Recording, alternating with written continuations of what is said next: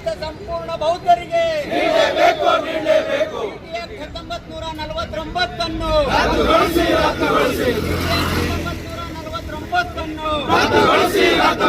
ಬೌದ್ಧ ಧರ್ಮಕ್ಕೆ ಬೌದ್ಧ ಧರ್ಮಕ್ಕೆ ಬೌದ್ಧ ಧರ್ಮಕ್ಕೆ ಆಡಳಿತ ಮಂಡಳಿ ಬೌದ್ಧರಿಗೆ ನೀಡಬೇಕು ನೀಡಬೇಕು ಆಡಳಿತ ಮಂಡಳಿ ಬೌದ್ಧರಿಗೆ ನೀಡಬೇಕು ಬೌದ್ಧ ಮಹಾಸಭಾ ಕಲಬುರಗಿ ಜಿಲ್ಲೆ ಬ್ರಾಂಚ್ ವತಿಯಿಂದ ನಾವಿಲ್ಲಿ ಆಫೀಸ್ ಮುಂದೆ ಸೇರಿದ್ದೇವೆ.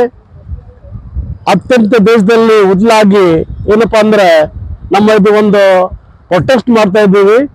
ಸುಮಾರು 1949ದಿಂದ ಈ ಒಂದು ಬುದ್ಧಗಯಾದ ಬೌದ್ಧಗಯಾದ ವಿಹಾರ ಎಲ್ಲ ಬೌದ್ಧರು ಸೇರ್ಬೇಕಂತ ನಾವು ಸುಮಾರು ವರ್ಷದಿಂದ ಏನಪ್ಪಾ ಅಂದ್ರೆ ಸತತವಾಗಿ ಸರ್ಕಾರ ಗೌರ್ಮೆಂಟ್ಗೆ ಪ್ರೊಟೆಕ್ಟ್ ಕೊಡ್ತಾ ಇದ್ದೇವೆ. ಆದರೂ ಕೂಡ ಇಲ್ಲಿವರೆಗೆ ಅವರು ಬೌದ್ಧರಿಗೆ ಆ ಬಿಹಾರದಲ್ಲಿ ನಮಗೆ ಪ್ರಾರ್ಥನೆ ಮಾಡ್ಲಿಕ್ಕೆ ಇಲ್ಲಿವರೆಗೆ ಅವಕಾಶ ಕೊಟ್ಟಿಲ್ಲ.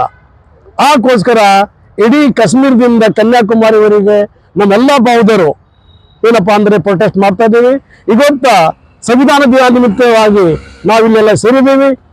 ಕರ್ನಾಟಕದ ಎಲ್ಲ ಜಿಲ್ಲೆಗಳಿಂದ ಅಂದ್ರೆ ಆ ಜಿಲ್ಲಾಧಿಕಾರಿ ಮುಖಾಂತರ ಪ್ರೈಮ್ ಮಿನಿಸ್ಟರ್ ಆಗಲಿ, ರಾಷ್ಟ್ರಪತಿಗಾಗಲಿ, ಗವರ್ನರ್ ಆಗಲಿ ಮತ್ತು ಮೈನಾರಿಟಿ ಸೆಲ್ ಕೂಡ ಏನಪ್ಪಾ ಅಂದ್ರೆ ನಾವು ಪ್ರೊಟೆಕ್ಟ್ ಕೊಡ್ತಾ ಇದ್ದೀವಿ.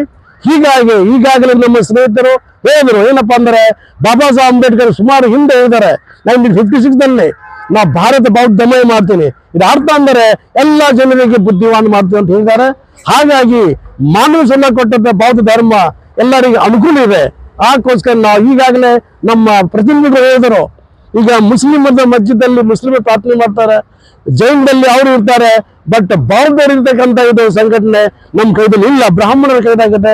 ಅಸಲು ಅವರೆಲ್ಲ ಏನಪ್ಪ ಅಂದ್ರೆ ನಮ್ಮ ಸಾಮಾನ್ಯ ಜನರಿಗೆ ಅದರದ್ದು ಅಲ್ಲಿ ಭಾಳ ಅನಾನುಕೂಲ ಆಗ್ತಾ ಇದೆ. ಸೊ ನಾವು ಜಿಲ್ಲಾ ಅಧಿಕಾರಿ ಮುಖಾಂತರ ಮತ್ತು ನಮ್ಮ ರಾಜ್ಯದ ಸನ್ಮಾನ್ಯ ಮುಖ್ಯಮಂತ್ರಿ ಸಿದ್ದರಾಮಯ್ಯ ಮುಖಾಂತರ ಪ್ರೈಮ್ ಮಿನಿಸ್ಟರ್ಗೆ ನಾವು ಪ್ರೊಟೆಕ್ಟ್ ಲೆಟರ್ ಕಳಿಸ್ತಾ ಇದ್ದೀವಿ.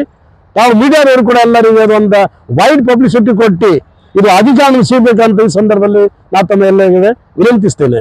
ನಮಸ್ಕಾರ.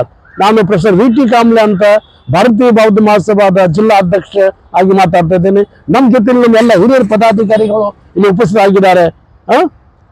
ನಮಸ್ಕಾರ. ಬೇಡಿಕೆಗಳನ್ನು ಒತ್ತಾಯಿಸಿ ಮಾನ್ಯ ಮುಖ್ಯಮಂತ್ರಿಗಳು ಕರ್ನಾಟಕ ಸರ್ಕಾರ ಅವರಿಗೆ ಬರೆದಿರ್ತಕ್ಕಂಥ ಮನವಿ ಪತ್ರವನ್ನು ಮಾನ್ಯ ಜಿಲ್ಲಾಧಿಕಾರಿಗಳ ಮೂಲಕ ಸಲ್ಲಿಸುವುದಕ್ಕೆ ಆಗಮಿಸಿದ್ದೀರಿ. ನಾನು ಜಿಲ್ಲಾಧಿಕಾರಿ ಕಚೇರಿಯ ಸಹಾಯಕ ನಿರ್ದೇಶಕನಾಗಿ ಇಂದು ಮಾನ್ಯ ಜಿಲ್ಲಾಧಿಕಾರಿಗಳ ಪರವಾಗಿ ತಮ್ಮ ಮನವಿ ಪತ್ರವನ್ನು ಸ್ವೀಕರಿಸಿ ಅದನ್ನು ಅತಿ ಶೀಘ್ರವಾಗಿ ಮಾನ್ಯ ಮುಖ್ಯಮಂತ್ರಿಯವರಿಗೆ ಸಲ್ಲಿಸ್ತೀವಿ ಅಂತಕ್ಕಂಥ ಆಶ್ವಾಸನೆಯೊಂದಿಗೆ ತಮ್ಮ ಮನವಿ ಪತ್ರವನ್ನು ಸ್ವೀಕರಿಸ್ತಾ ಇದ್ದೇನೆ. ಧನ್ಯವಾದಗಳು.